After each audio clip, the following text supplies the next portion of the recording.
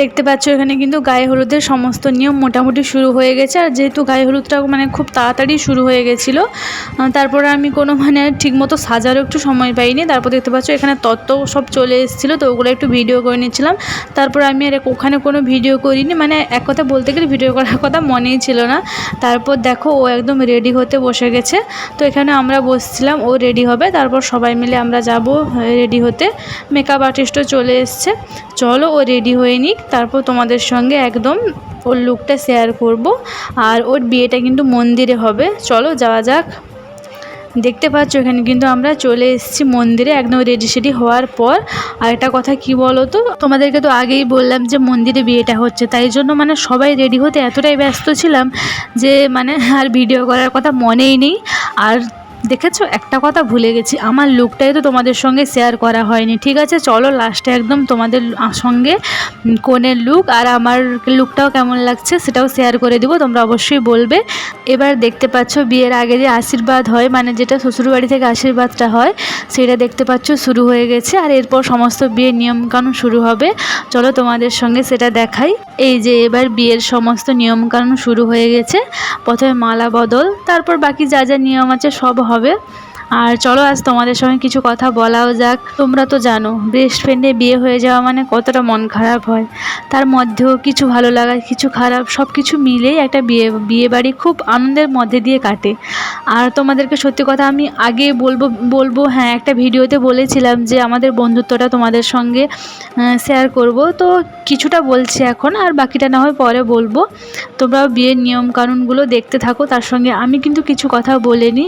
আমাদের যে বন্ধুত্বটা, সত্যি কথা বলতে আমরা ছোটোবেলা থেকেই একসঙ্গে পড়াশোনা করেছি, মানে একদম ছোটোবেলা থেকে, যাকে বলে নার্সারি থেকে। একটা কথা কি বলো তো, নার্সারি থেকে চলে যাওয়ার পর না আমাদের আর কিন্তু কোনো যোগাযোগ ছিল না। মানে বাড়ি যেহেতু খুব কাছাকাছি হলেও মানে ও আলাদা স্কুলে আমি আলাদা স্কুলে আর কি, মানে আমাদের মধ্যে কোনো যোগাযোগই ছিল না। তারপর আবার দেখা হয় কখন বলো তো, ক্লাস 11-এ, মানে একই টিউশন একই স্কুল। তখন বুঝতে পারছো যে মানে এতদিন পর পুরনো বন্ধুর সঙ্গে দেখা যায়। আমাদের না একটা গ্রুপ ছিল জানো, 3-4 জনের গ্রুপ, মানে আমরা সাথে 3-4 জন বন্ধুরা ছিলাম। মানে আমরা ক্লাস 11 থেকে এত মজা এত হাসি, মানে এত আমাদের ভালো সময় কেটেছে যে সেটা সত্যি কোনোদিনও ভোলার নয়। আর তারপর থেকে আমাদের বন্ধুত্বটা কখন গাঢ় হলো বলো তো, আমরা যখন এইচএস দেওয়ার পর কলেজে উঠলাম।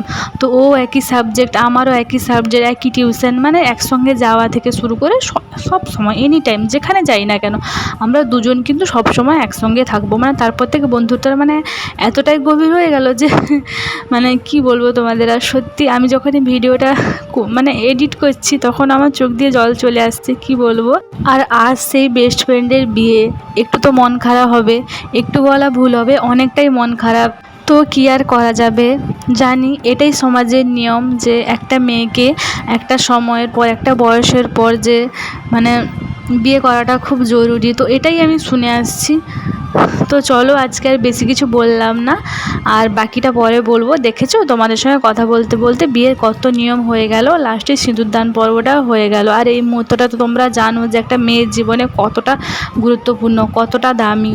আমার জীবনেও সেই দিনটা আসেনি, হয়তো যেদিন আসবে সেদিন ফিল করতে পারবো এই যে সিঁদুরদান সম্পন্ন হয়ে গেল। যাই হোক চলো, আমি কিন্তু আজকের মতো ভিডিওটা এখানে শেষ করছি। আর এরপর কিন্তু আমি কোনো ভিডিও করিনি, বুঝতেই পারছো একটু মন খারাপ ছিল, তাই আর ভিডিও করাই হয়নি বলতে গেলে আমি ইচ্ছে করি কোনো ভিডিও করিনি। তো পরে আবার ওর সঙ্গে যখন দেখা হবে তোমাদের সঙ্গে আবার নতুন কিছু শেয়ার করব। চলো আজকের মতো টাটা, নেক্সট ব্লগে আবার দেখা হবে। গুড নাইট সবাইকে।